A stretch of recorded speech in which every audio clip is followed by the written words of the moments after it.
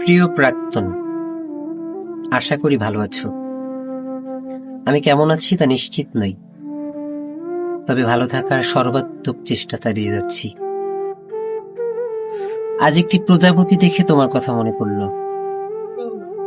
তোমার কি সেই প্রজাপতিটির কথা মনে আছে?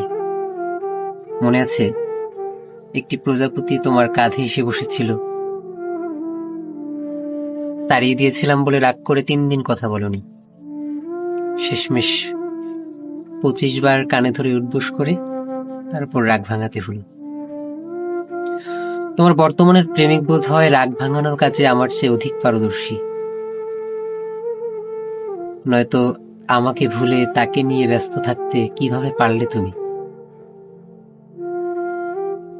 আদৌ কি আমায় ভুলতে পেরেছো তুমি? বলতে পেরেছো আমার স্পর্শ, কণ্ঠস্বর, আমার দ্বারা শেখানো ব্যাকরণ, গাণিতিক সূত্র, আমার লেখা প্রত্যেকটি কবিতা? না পারলেও ক্ষতি নেই। আমার স্মৃতির আঘাতে হেলেনের মতো তুমি মানসিক ভারসাম্য হারাবে না। তোমার পায়েও পড়বে না লোহার শিকল। আমিও যে হেলাল হাফিজ নই, নিতান্তই সাধারণ কেউ। সেদিনের কথা মনে আছে?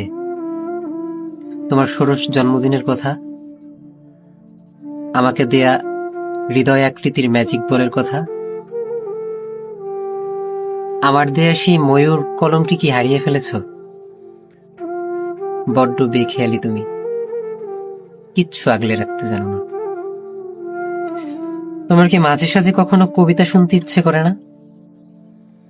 তোমার বর্তমানের প্রেমিকও বুঝি শোনায় তোমাকে? নাকি ইচ্ছে পূরণের জন্য নির্ভর করো সোশ্যাল মিডিয়ার কয়েকশো আবৃত্তিকারের উপর? তোমার তো আকাশ দেখার অভ্যেস আছে। শরতের পূবাকাশে পেঁজার তুলোর মতো মেঘ দিয়ে তৈরি যে এলোমেলো সংখ্যাগুলো দেখতে পাও, ওটা আমার ব্যক্তিগত ফোন নাম্বার। কখনো যদি অন্যের জন্য লেখা কবিতা শুনে শুনে বিরক্তি ধরে যায়, তখন তুমি আমায় ফোন করো।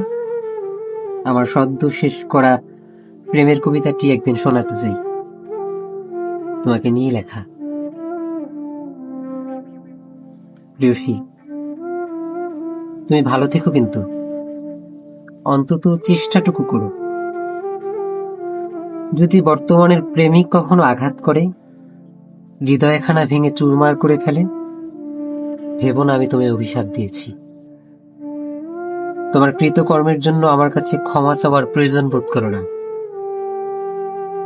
তুমি বরং ফেলে আসা জীবনের অ্যালবামটি নেড়েচেড়ে দেখো, প্রয়োজনে আকাশের দিকে তাকিও, বিধাতার সঙ্গে আলাপ করে নিও।